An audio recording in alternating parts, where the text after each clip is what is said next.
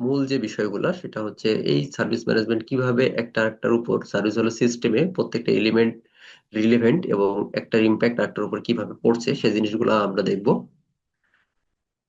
কিভাবে প্রসেস গুলাকে প্ল্যান করতে হবে, কিভাবে পিপুল পার্টনার এবং টেকনোলজিকে আমরা ইনভলভ করব কনসিডারেশনের মধ্যে রেখে, কিভাবে আমরা প্রোডাক্ট ডিজাইন করব, কিভাবে আমরা আমাদের কাজকে আরো সামনে নিয়ে যাব সেই জিনিসগুলা। এবং সব শেষে আছে যে সার্ভিস ম্যানেজমেন্টের মাল্টিপল আসপেক্ট নিয়ে আলোচনা করা হয়েছে, কিভাবে অর্গানাইজেশনের গ্রোথ এবং সাকসেসটা আর কি ফুলফিল করে এই সার্ভিস ম্যানেজমেন্টকে কাজে লাগিয়ে, সেই জিনিসগুলাকে আমরা এখানে দেখবো। চারটা ডাইমেনশনের ভিতরে প্রথম যেটা ছিল অর্গানাইজেশন এন্ড পিপুল, সেকেন্ডটা ছিল information and technology, partners and suppliers, এবং সবশেষে ছিল ভ্যালু স্ট্রিম এবং প্রসেস। এখানে কিছু এক্সটার্নাল ফ্যাক্টর ছিল, 6টা এক্সটার্নাল ফ্যাক্টর, আচ্ছা, আমি ইকোনমিক ছোট ফ্যাক্টর। একটা কোশ্চেন করতে পারি? প্লিজ। আচ্ছা, এই সার্ভিস ম্যানেজমেন্টের ডেফিনিশনটা একটু জানতে চাচ্ছি। সার্ভিস ম্যানেজমেন্টের ডেফিনিশন যেটা ছিল যে কিভাবে আমরা একটা সার্ভিসকে প্রপার ওয়েতে ফুল ফাংশনাল করতে পারি, সেই জিনিসটা ছিল সার্ভিস ম্যানেজমেন্টের ডেফিনিশনে। আমরা গতদিনের যে লেকচারটাতে দেখেছিলাম, আহ, একদম ফার্স্ট যে পয়েন্ট আমাদের ছিল আইটিএল এর যে প্রেসক্রাইব যে ভার্সনটা, সেই ভার্সনটাতে আমরা যদি একটু দেখি, ডে 2 তে আমরা সার্ভিস ম্যানেজমেন্টের ডেফিনেশনটাতে আমরা এই ডেফিনেশনটা দেখেছিলাম যে প্রত্যেকটা অর্গানাইজেশনের কিছু স্পেশালাইজ ক্যাপাবিলিটি থাকবে, যেটার মাধ্যমে অর্গানাইজেশন গুলো তাদের কাস্টমারদের জন্য ভ্যালুটা এনাবল করবে ডিফারেন্ট ফর্মে। অর্গানাইজেশনাল ক্যাপাবিলিটিস টা ছিল সার্ভিস ম্যানেজমেন্টের মেইন ডেফিনিশন, এবং এই ডেফিনিশনটা কিন্তু ইম্পর্টেন্ট।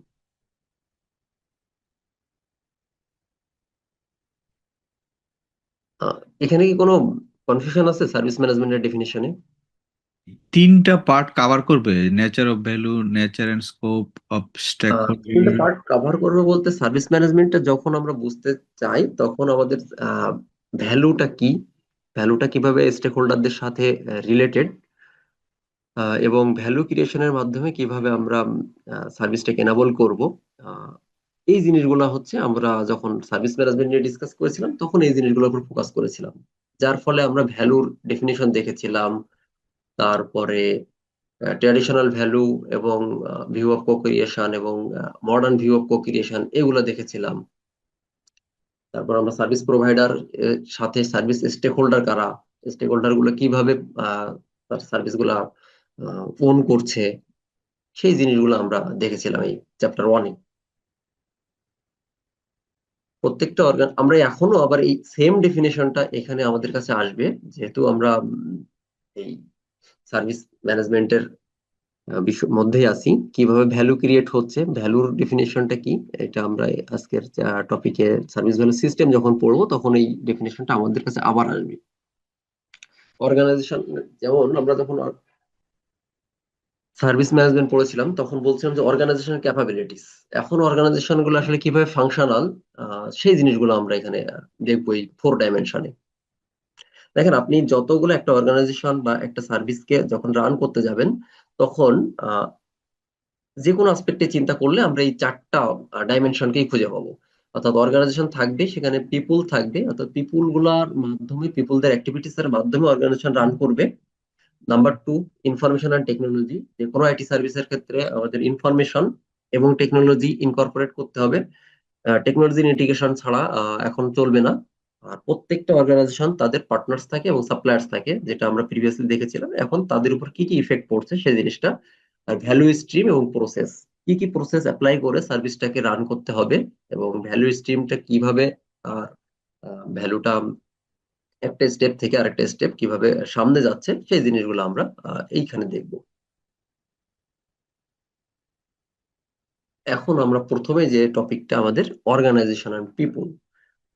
তো অর্গানাইজেশনের ডেফিনিশন আমরা দেখেছিলাম, পিপুল বলতে আমরা যারা ওয়ার্কার, আমরা যারা কাজ করি একটা অর্গানাইজেশনে তাদের কথা বলা হচ্ছে। যে এখানে প্রথমে যে জিনিসটা বলা হচ্ছে, organization is an established structure with a group of people. অর্থাৎ একদল মানুষ মিলেই একটা অর্গানাইজেশনকে কাজ করে। আমরা অর্গানাইজেশনের ডেফিনিশনে দেখেছিলাম a person or a set of A group of person বা গ্রুপ অফ পিপুল। তো সেই কথাটা বলছে এখানে, it has its own values, functions, responsibilities, and workforce that support an achievement of its objective.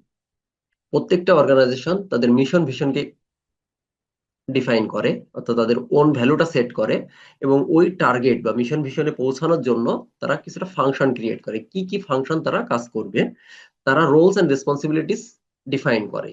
যে যে এমপ্লয়ি সেখানে আছেন তাদেরকে রোলস এন্ড রেসপন্সিবিলিটিস ডিফাইন করে, তারা একটা অ্যালগোরিদম সেট করে, অর্থাৎ ওয়ার্কফোর্স সেট করে, যা যে অ্যালগোরিদম বা ওয়ার্কফোর্স এর মাধ্যমে তারা তাদের আলটিমেট অবজেক্টিভে পৌঁছাতে পারে, সেই জিনিসটা। The complexity of organization is growing, অর্থাৎ প্রত্যেকটা অর্গানাইজেশনের কমপ্লেক্সিটি বাড়ছে, ছোট থেকে বড় হচ্ছে। It is important to ensure that the way of an organization is structured and manage. প্রত্যেকটা অর্গানাইজেশনকে একটা স্ট্রাকচার্ড ওয়েতে কাজ করতে হয়, এবং তাদের কিন্তু roles, responsibilities and system of authority and communication is well defined and support its overall strategy and operating model. অর্থাৎ অর্গানাইজেশন যখন কোনো টার্গেটকে ফোকাস করে তারা সামনের দিকে যাবে, তাদের স্ট্র্যাটেজি সেট করবে, তাদের অপারেশনাল মডেল ডিজাইন করবে, অবশ্যই রোলস এন্ড রেসপন্সিবিলিটি থাকবে, সেখানে একটা অথরিটি থাকবে। যেমন আমরা যদি একটা প্র্যাকটিক্যাল এক্সপিরিয়েন্সের কথা বলি, যে কোনো অর্গানাইজেশন আমরা ধরলাম, আহ, একটা ব্যাংক, একটা ব্যাংকে মাল্টিপল ডিভিশন থাকে, মাল্টিপল ডিভিশনের ভিতরে মাল্টিপল, আমি হেড অফিসের কথা যদি চিন্তা করি, সেখানে আইটি ফাংশন থাকে, ক্রেডিটের ফাংশন থাকে, ফরেন এক্সচেঞ্জের ফাংশন থাকে।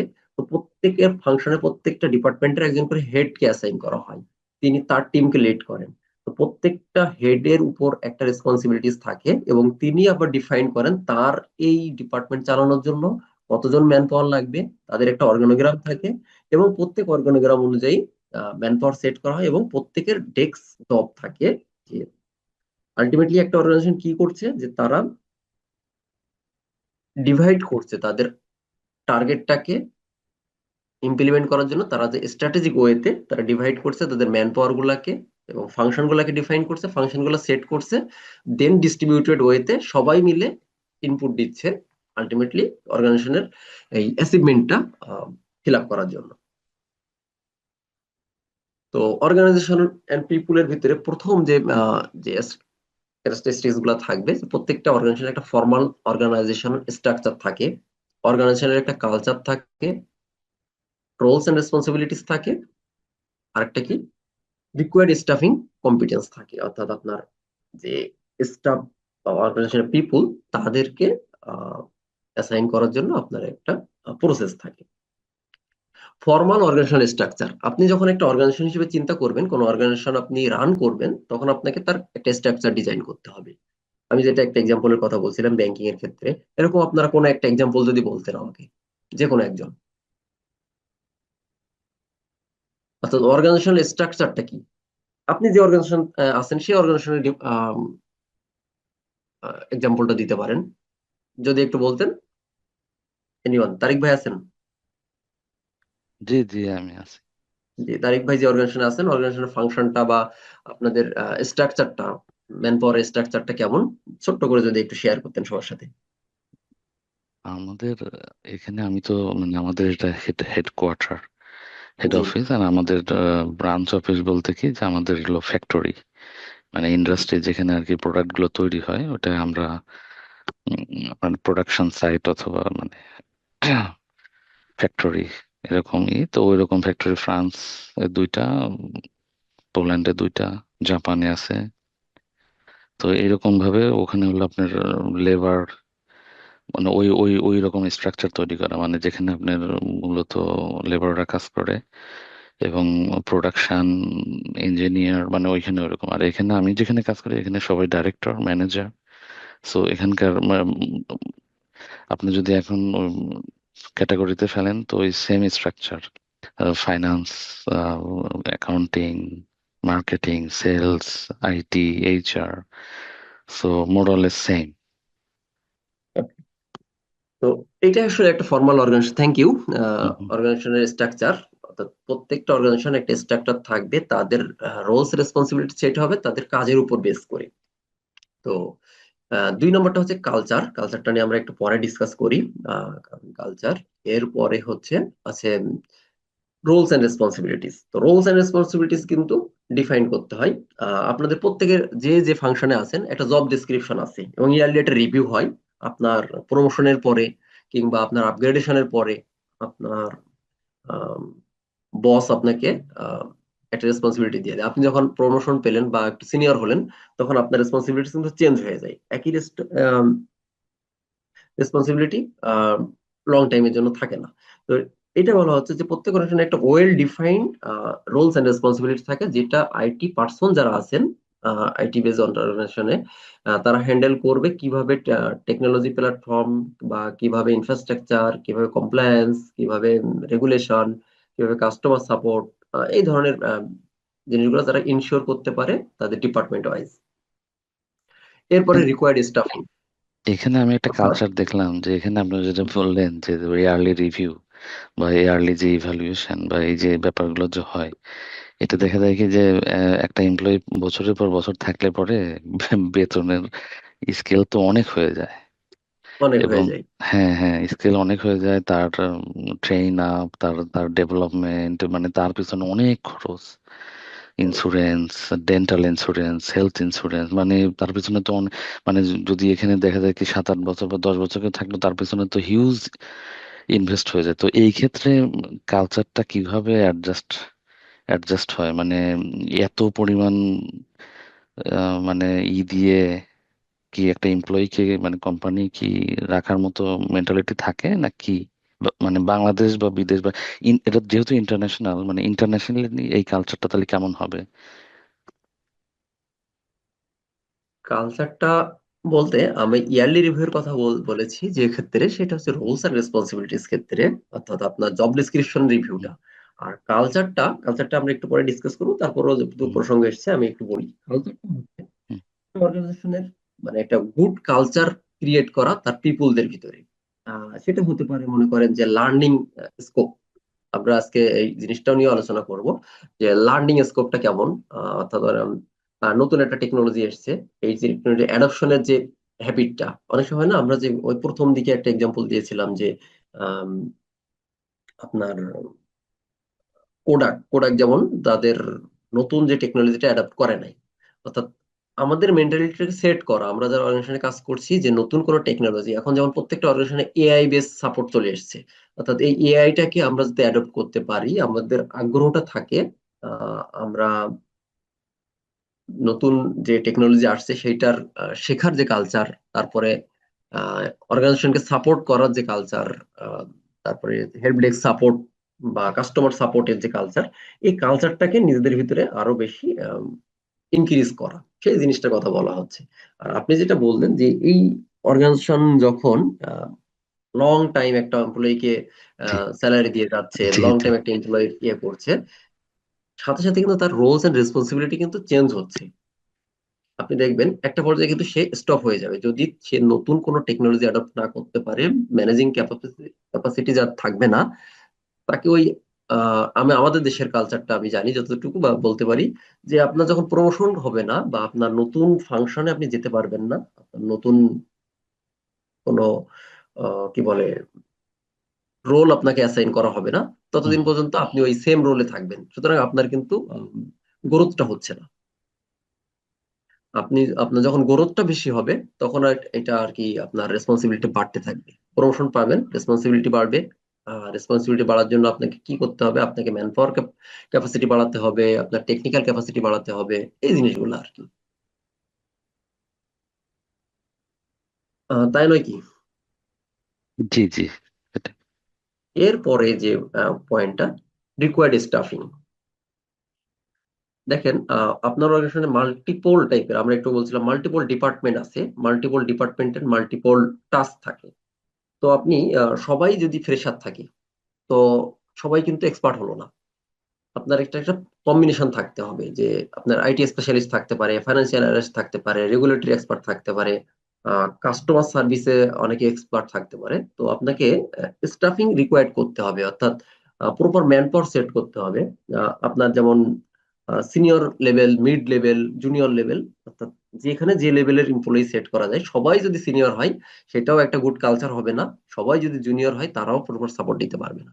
এই জন্য দরকার অর্গানোগ্রাম। অর্গানোগ্রাম সম্পর্কে আপনাদের কেউ একজন যদি ছোট করে আইডিয়া দিতেন, অর্গানোগ্রামটা আপনারা ফলো করেন কিনা আপনার অর্গানাইজেশনে? অর্গানোগ্রামটা অর্গানোগ্রাম হচ্ছে হচ্ছে অনেকটা স্যার স্টেপ বাই স্টেপ, কে সবার উপরে থাকবে, তার নিচে কে থাকবে, তার নিচে কে থাকবে, ধরেন যে এমডি, তারপরে হচ্ছে সিইও, এমডি, ডিএমডি, সিইও, হ্যাঁ, সিটিও, সিআইও, এরকম মানে স্টেপ বাই রাইট, স্টেপ। একটা হায়ারার্কি, এমপ্লয়ীদের হায়ারার্কি। জি স্যার। এটা একটা। আরেকটা জিনিস হচ্ছে, অর্গানোগ্রাম সেট করা হয়, মনে করেন যে আপনার আইটি ডিপার্টমেন্টে কতজন ম্যান পাওয়ার লাগবে, টোটাল অর্গানাইজেশনের হেলথটা কেমন, অর্গানাইজেশনটার সাইজটা কেমন, কতটুকু কমপ্লেক্স, তার উপর ডিফাইন করে। কারণ আইটি সবাইকে সাপোর্ট দিতে হবে। সুতরাং আপনার আইটি ডিপার্টমেন্টে যদি সিস্টেম টিম থাকে, নেটওয়ার্ক টিম থাকে, সাপোর্ট টিম থাকে, তো ডাটাবেস টিম থাকে, তো কোন টিমে কতজন ম্যান পাওয়ার প্রয়োজন সেটা কিন্তু আপনার অর্গানোগ্রামে সেট করা থাকবে। অর্থাৎ আপনার এমপ্লয়ি টোটাল, যদি আপনার অর্গানাইজেশনে 1000 এমপ্লয়ি থাকে, 1000 এমপ্লয়ীদের জন্য টোটাল সার্ভিসটা দেওয়ার জন্য দেখা যাচ্ছে আপনার আইটিতে 20 জন এমপ্লয়ি আছে এই 1000 এমপ্লয়ির জন্য। এই 20 জন এমপ্লয়ির ভিতরে 10 জন, 2 জন নেটওয়ার্কে, 2 জন সিস্টেমে, 4 জন হেল্প ডেস্ক সাপোর্টে, অ্যাপ্লিকেশন টিমে কয়েকজন আছে। তো কোন টিমের রিকোয়ারমেন্ট কেমন এবং আপনার এই অর্গানাইজেশনের টাস্ক অনুযায়ী আপনাকে এই ম্যানপাওয়ারটা ডিজাইন করতে হবে। অর্গানোগ্রাম কিন্তু খুবই গুরুত্বপূর্ণ অর্গানাইজেশনের, মানে ফাংশনালিটি প্রপারলি চালানোর জন্য আপনার অর্গানোগ্রাম সেট করতে হবে। এখন দেখা গেল আপনার একজন এমপ্লয়ি মুভ করছেন, সে জব সুইচের কারণে আপনার এখান থেকে চলে যাচ্ছেন। তো আমরা কি করি, তার কাজে তার যে ফল ব্যাক থাকে, তার যে সেকেন্ড পার্সন থাকে, সে সেই কাজটাকে রান করতে পারে। অনেক সময় তার এক্সপিরিয়েন্স যদি না থাকে, এই ক্ষেত্রে রিকোয়ার্ড স্টাফিং জিনিসটা, অর্থাৎ তাকে ওই পজিশনের জন্য এক্সপার্ট ম্যান হায়ার করতে হবে। আমি বোঝাতে পারলাম? অর্থাৎ আপনাকে অ্যালাইন করতে হবে। নতুন টেকনোলজি আসছে, আপনার অর্গানাইজেশনে কেউ দেখা যাচ্ছে ওই টেকনোলজির সাথে আহ, পরিচিত না, তখন আপনাকে কিন্তু এক্সপার্ট ম্যান পাওয়ার বাইরে থেকে নিয়ে আসতে হবে। সেই কথাটা বলা হচ্ছে যে কোম্পানি বা অর্গানাইজেশনের নিড অনুযায়ী আপনার এই স্টাফিংটা অ্যালাইন করতে হবে। এটা এক্সপার্ট হতে পারে, ইন্টারনাল এমপ্লয়ি হতে পারে, অন্য টিম থেকে যে এক্সপার্ট আছে তাকে আপনি সুইচ করে অন্য একটা টিমে আপনি নিয়ে আসতে পারেন। এটা ছিল অর্গানাইজেশনাল পিপুলের এই ক্যারেক্টারিস্টিক্স গুলা। কালচারের কথা বলছিলাম আমরা, বলছিলাম যে এটাকে একটু আলাদা করে আমরা পড়বো। তো অর্গানাইজেশনের কালচারটা কেমন, কালচারটার আরো কিছু ক্যারেক্টারিস্টিক্স আছে, শেয়ার্ড ভ্যালুজ এন্ড অ্যাটিটিউড। এরপরে আছে আপনার leadership champion and advocate the values. তারপর আছে ট্রাস্ট এন্ড ট্রান্সপারেন্সি। সবশেষে আছে communication. Shared values and attitude, এটা কিরকম? অর্থাৎ আপনি যে অর্গানাইজেশনে কাজ করছেন, সেই অর্গানাইজেশনের কালচারটা হতে হবে আপনার কাস্টমার সেন্ট্রিক। যদি সেটা ফাইন্যান্সিয়াল অর্গানাইজেশন হয়, আপনার কাস্টমাররা যে সার্ভিসগুলো আপনার কাছে নিতে আসছে, তাদেরকে আপনার কাস্টমার সেন্ট্রিক অর্গানাইজেশন থাকতে হবে। আপনার এমপ্লয়ীদেরকে ইনক্রিজ করতে হবে কিভাবে তাদেরকে সার্ভিসটা আরো বেশি ভালোভাবে দেওয়া যায়, কিভাবে আপনার অর্গানাইজেশনের গ্রোথটাকে চিন্তা করা যায়। তো সবসময় একটা পজিটিভ ভাইব থাকবে আপনার এমপ্লয়ীদের মধ্যে। এই জিনিসটা করা হচ্ছে, আপনার কাস্টমারের ভ্যালুকে আপনি ওন করতে হবে। অর্থাৎ কাস্টমারের যে সার্ভিসটা আপনি দিচ্ছেন, সেই জিনিসটা নিজেকে ওন করতে হবে, যে না, আমার কাস্টমারটা বেস্ট সার্ভিস কিভাবে পাবে সেই জিনিসটাকে আমি তাদের কাছে পৌঁছে দিব। এই জিনিসগুলো বলা হচ্ছে। সুতরাং সবসময় এমপ্লয়ীদেরকে একটা কালচার এর মধ্যে নিয়ে আসতে হবে, যেটা তারা ইনক্রিজ হয়, পজিটিভ থাকে সবসময় সার্ভিসের ক্ষেত্রে। এটা একটা এক্সাম্পল। বিকাশের ক্ষেত্রে মনে করেন, বিকাশে যারা থাকে, বিকাশে একদম এজেন্ট লেভেল যারা থাকে, আপনি দেখবেন আপনার যে ছোট সোসাইটিতে বা আপনার মোড়ে যে বিকাশের 2-3টা আউটলেট থাকে, যা সার্ভিসটা ভালো, আপনারা কিন্তু শুধু তার কাছেই যান। যে আপনাকে প্রায়োরিটি দিচ্ছে, আপনাকে ওন করছে, যে না, আপনি সার্ভিসটা ভালো পাচ্ছেন, তার কাছে যাচ্ছেন। একইভাবে হেড অফিসে আমরা যারা আছি, আমাদের কাছে, মানে আমাদের ক্লায়েন্ট কিন্তু আমাদের ব্রাঞ্চ পিপুলরা বা আমাদের রুট লেভেল এমপ্লয়িরা। তো তাদের যে এক্সপেকটেশন আমাদের কাছে, সেই জিনিসটাকে আমাদের ওন করতে হবে, যে না, আমরা পজিটিভ ওয়েতে তাদেরকে, আমরাও কাস্টমার সার্ভিস দিচ্ছি, তারাও কাস্টমার সার্ভিস দিচ্ছে, কেউ সরাসরি ক্লায়েন্টকে সার্ভিস দিচ্ছে। আর আইটিতে যারা কাজ করছি, আমাদের ক্লায়েন্ট কিন্তু আমাদের অর্গানাইজেশনের এমপ্লয়িরা। সেটা একটা ডোমেইনের ক্ষেত্রে হতে পারে, এটা একটা প্রিন্টার সেটআপের ক্ষেত্রে হতে পারে, এটা একটা ইন্টারনেট পারমিশনের ক্ষেত্রে হতে পারে। তো এই অ্যাটিটিউডটা গ্রো করতে হবে, পজিটিভ অ্যাটিটিউড, অর্থাৎ সবার ভ্যালুটাকে শেয়ার করে নেওয়া আর কি। এরপর হচ্ছে লিডারশিপ চ্যাম্পিয়ন এন্ড অ্যাডভোকেট। একটা ভালো লিডার দরকার। আপনি একটা টিম চালান, আমরা অর্গানোগ্রামের কথা বলছিলাম, হায়ারার্কির কথা বলছিলাম। অর্থাৎ আপনি যে ফাংশনটা, আপনি যে ডিপার্টমেন্টে আছেন, আইটি ডিপার্টমেন্টে আপনার টিম লিডার অথবা আপনার ডিপার্টমেন্ট হেড, তাকে সে যেন আপনার এই ভ্যালুটাকে অ্যাডভোকেট করতে পারে, আপনাকে প্রপার গাইডলাইনটা দিতে পারে। সেটার জন্য বলা হচ্ছে লিডার চ্যাম্পিয়ন, অর্থাৎ আপনার লিডার হচ্ছে চ্যাম্পিয়ন আপনার, এবং আপনাকে সে ভ্যালু ক্রিয়েশনের ব্যাপারে আপনাকে গাইড করবে। এই জন্য লিডারদেরকে লিডারশিপ ট্রেনিং দেওয়া হয়, বিভিন্ন অর্গানাইজেশন কিন্তু এটা করছে বা করে। লিডারশিপ ট্রেনিং, অর্থাৎ জুনিয়র লেভেলের জন্য হ্যান্ডস অন ট্রেনিং, লিডারশিপদের জন্য কিভাবে তারা ম্যান পাওয়ার ম্যানেজ করবে, কিভাবে তার অধীনস্থ এমপ্লয়ীদেরকে তারা গাইড করবে, তার উপরে কিন্তু একটা প্রপার ট্রেনিং দেওয়া হয়। তো এরপরে আছে ট্রাস্ট অ্যান্ড ট্রান্সপারেন্সি। অর্গানাইজেশনের কালচারের ভিতরে আপনাকে ট্রান্সপারেন্ট ওয়েতে কাজ করতে হবে, আপনাকে বিশ্বস্ত হতে হবে, ইথিক্সটাকে আমাদেরকে অবশ্যই কমপ্লাই করতে হবে। আপনার রেপুটেশন কিন্তু আপনার ট্রাস্ট এবং ট্রান্সপারেন্সির উপর নির্ভর করে। যদি এমপ্লয়ি সে কাজে খুবই ভালো, বাট ট্রাস্ট লেস আর কি, তো তাকে কিন্তু কেউ পছন্দ করে না। তো এই কালচারটাও কিন্তু নিজেদের ভিতরে বিল্ড আপ করতে হবে। সবশেষে কমিউনিকেশন। কমিউনিকেশন এখন আসলে এমন একটা বিষয়, যারা মার্কেটিং নিয়ে কাজ করে তারা এটা খুব ভালো পারে, বাট আমরা যারা টেক পিপুলটা কমিউনিকেশনে সবসময় দুর্বল। টেক পিপুলদেরও কিন্তু কমিউনিকেশনের খুবই প্রয়োজন। সেই কথাটা বলা হচ্ছে যে ওভারঅল কমিউনিকেশনটাকে আরো হেলদি করতে হবে। মিটিং মিটিং আপনাকে অ্যাটেন্ড করতে হবে, অর্গানাইজেশনের টিম ডিসকাশনে আপনাকে অ্যাটেন্ড করতে হবে, এমপ্লয়ীদেরকে ইনফর্ম করতে হবে আপনার অর্গানাইজেশনের গোল কি, নতুন কি ইনিশিয়েটিভ নিয়ে আসছেন, তারপরে কি কি ইম্পর্টেন্ট আপডেট আসছে, তারপরে আপনার নতুন কি সামনে প্ল্যান আছে। এই জিনিসগুলো কিন্তু আপনাকে কমিউনিকেটিভ হতে হবে। স্পেশালি যারা বস কিংবা লিডার আছেন, তাদেরকে ম্যানেজমেন্টের কাছে নিজেদের এই যে প্ল্যান কিন্তু ইনফর্ম করতে হবে। সিনিয়র ম্যানেজমেন্ট যারা থাকেন তারা কিন্তু প্রত্যেকটা ফাংশন কিন্তু তাদের নলেজে থাকে না, তাদেরকে লিডারশিপের মাধ্যমে, লিডারদের মাধ্যমে, বসদের মাধ্যমে তাদেরকে ইনফর্ম, এই কালচারটাকে ডেভেলপ করতে হবে। তো এই জিনিসগুলো বলা হচ্ছে একটা কালচারের জন্য প্রথমে shared values and attitude, leadership, তারপরে ট্রাস্ট এন্ড ট্রান্সপারেন্সি, সবশেষে কমিউনিকেশন। তো এইখানে আপনাদের কোনো সে আছে কিনা বা কোনো অবজারভেশন আছে কিনা, যদি আমার সাথে একটু বলতেন, বা নতুন কোনো কনফিউশন আছে কিনা, কেউ একজন। আচ্ছা, যেমন এখন দেখা যায় বসের বার্থডে সেলিব্রেশন করা হয়, তারপর এইখানে এই যে ক্রিসমাস পার্টি হয়, তারপর সামার একটা পার্টি হয়। এগুলো কি পার্ট অফ কালচার? এইগুলো কিন্তু মানে কালচার, গুড কালচার না। মানে গুড কালচার না কেন, বার্থডে সেলিব্রেশন কিন্তু আসলে আমাদের অর্গানাইজেশনের রিলেটেড কিছু না, এটাকে আমরা কমিউনিকেশনের মধ্যে নিয়ে আসতে পারি। বাট যেমন আপনি একটা ভালো কাজ করলেন, আপনার বস আপনাকে একটা অ্যাওয়ার্ড দিল, একটা গিফট দিল, একটা ছোট্ট একটা টোকেন দিল, একটা পেন আপনাকে গিফট করলো, এইটা কিন্তু পজিটিভ। অর্থাৎ আপনাকে এটাকে কি বলে, আপনাকে ইন্সপায়ার করা।